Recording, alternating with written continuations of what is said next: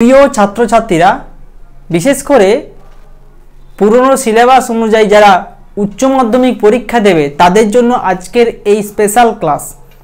আজকের এই ক্লাসে থাকছে অনেক কিছু বিষয়। নাম্বার ওয়ান, একটা ইম্পর্টেন্ট প্রশ্ন আলোচনা করব তোমাদের সঙ্গে, যেটা তোমাদের জন্য পরীক্ষায় ভীষণ ইম্পর্টেন্ট। সেটা হলো মৃত্তিকা সৃষ্টির নিয়ন্ত্রক, এবং এই ক্লাসটা তোমাদেরকে বোঝাবো। সেকেন্ড, তোমাদেরকে এখান থেকে নোটস কিভাবে লিখতে হয় সেটা দেখাবো, বা কিভাবে নোটস লিখবে তুমি সেটা দেখাবো। একই সঙ্গে এখান থেকে বা মৃত্তিকা থেকে 5টা এসএকিউ প্রশ্ন তোমাদেরকে দেবো বাড়িতে প্র্যাকটিস করার জন্য। কাজেই ভিডিও এই ক্লাসটা তোমরা সম্পূর্ণ দেখো, আশা করি এখান থেকে অনেকটা তোমাদের হেল্প হবে। তো দেখো, মৃত্তিকা সৃষ্টির নিয়ন্ত্রককে আমরা দুই ভাগে ভাগ করব। নাম্বার ওয়ান হচ্ছে সক্রিয় নিয়ন্ত্রক, এবং নাম্বার টু হলো নিষ্ক্রিয় নিয়ন্ত্রক। সক্রিয় মানে সেটাকে বলা হয় অ্যাক্টিভ, এবং নিষ্ক্রিয় প্যাসিভ। ঠিক আছে, এবারে সক্রিয়র আবার দুটো ভাগ রয়েছে। কি কি দেখো, জলবায়ু এবং জীবজগৎ। ঠিক আছে, আবার এই জলবায়ুকে দুভাগে ভাগ করা যাচ্ছে, উষ্ণতা, বৃষ্টিপাত, এবং জীবজগৎকে উদ্ভিদ, প্রাণী, মানুষ।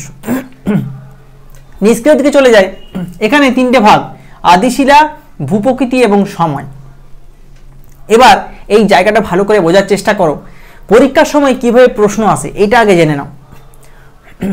অনেক সময় পরীক্ষায় প্রশ্ন দিতে পারে, মৃত্তিকা সৃষ্টির সক্রিয় উপাদানগুলি আলোচনা করো, 5 নাম্বার।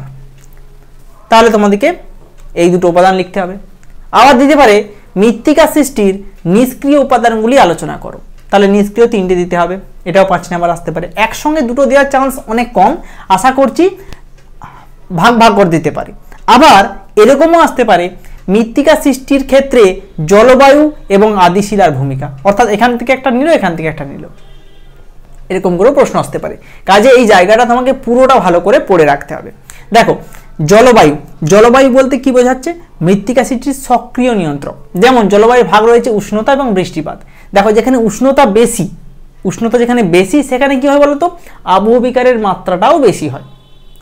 আবহাওয়ার মাত্রা বেশি হলে মৃত্তিকা এক ধরনের হবে, এবং যেখানে উষ্ণতা কম সেখানে এক ধরনের মৃত্তিকা সৃষ্টি হবে। তাহলে উষ্ণতাটা প্রভাব বিস্তার করছে মৃত্তিকা সৃষ্টিতে।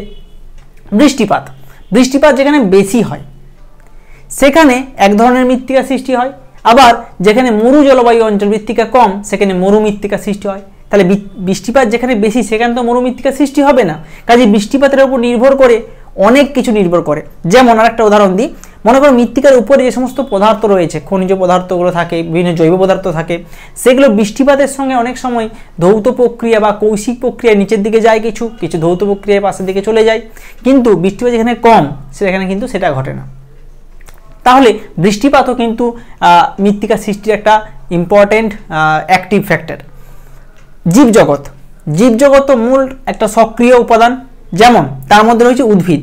আমরা জানি যে গাছের শিকড় একদম মাটির নিচ পর্যন্ত যায় এবং মাটিকে জল ধারণে সাহায্য করে বা জল প্রবেশ করতে সাহায্য করে। উদ্ভিদের যেখানে বেশি থাকে, যেখানে উদ্ভিদের পরিমাণ বেশি যে সমস্ত অঞ্চলে, সেখানে জৈব পদার্থের পরিমাণটা বেশি, কারণ উদ্ভিদ তার কাণ্ড বলো বা শাখা পোশাকা, পাতা এইসব পড়ে পচে গিয়ে জৈব পদার্থ সৃষ্টি করে। তাহলে এক ধরনের মৃত্তিকা সৃষ্টি হবে যেখানে উদ্ভিদের পরিমাণটা বেশি।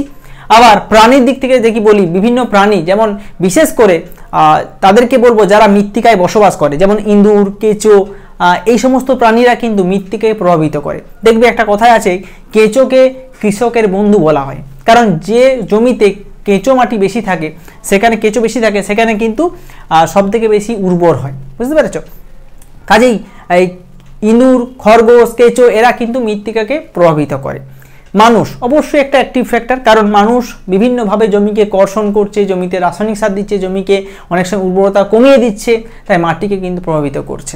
তাহলে এগুলো গেল তোমাদের সক্রিয় উপাদানের মধ্যে। তাই সক্রিয় উপাদান যদি পরীক্ষায় প্রশ্ন আসে, জলবায়ু লিখে এই দুটো পয়েন্ট আলোচনা করতে হবে, এবং যদি জীবজগৎ লিখলে এই 3টে পয়েন্ট আলোচনা করতে হবে। চলে আসছি এদিকে আদিশিলা।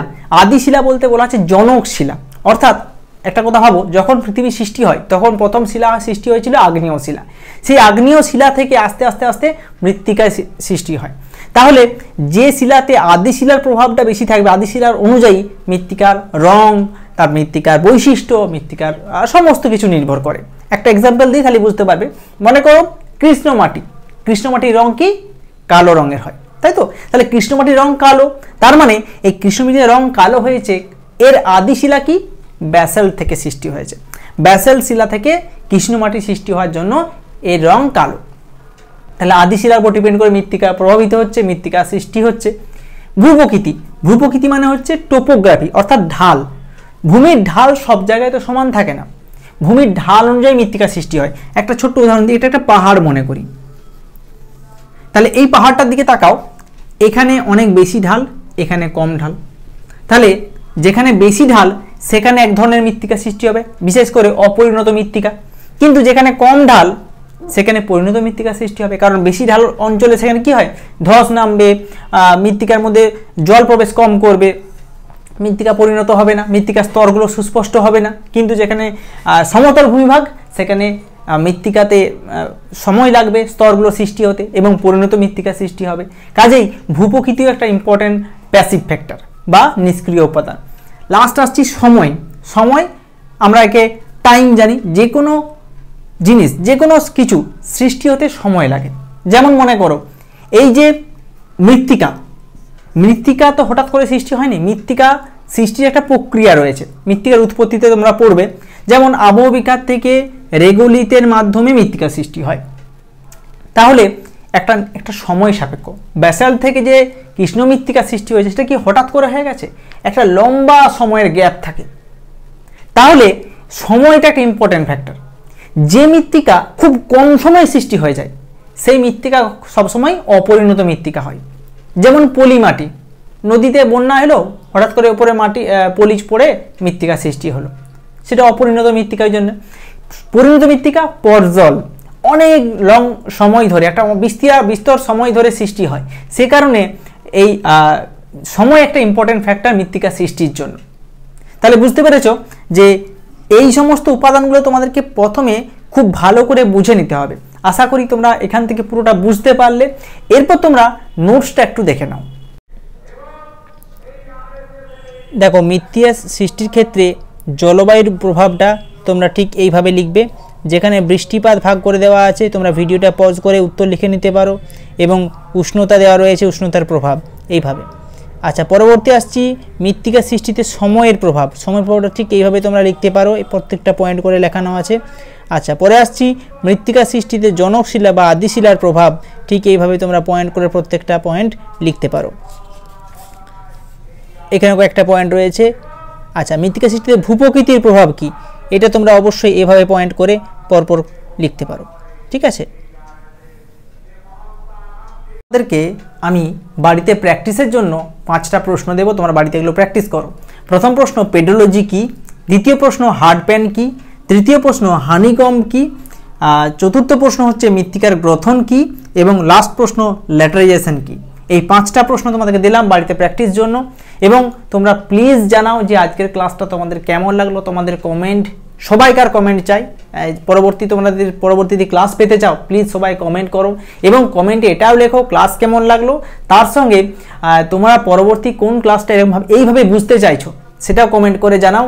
আর একটা রিকোয়েস্ট তোমাদের কাছে, যারা ভিডিও দেখছো একটা শেয়ার করে দিও। ঠিক আছে, একটা শেয়ার করলে আমাদের পরিবারের সদস্য সংখ্যা আরও বৃদ্ধি করার চেষ্টা করো, যাতে আমাদের ফ্যামিলি খুব শীঘ্রই 50,000 সাবস্ক্রাইবারে পূর্ণ হয়। তো সকালকে অনেক অনেক ধন্যবাদ শেষ পর্যন্ত দেখার জন্য।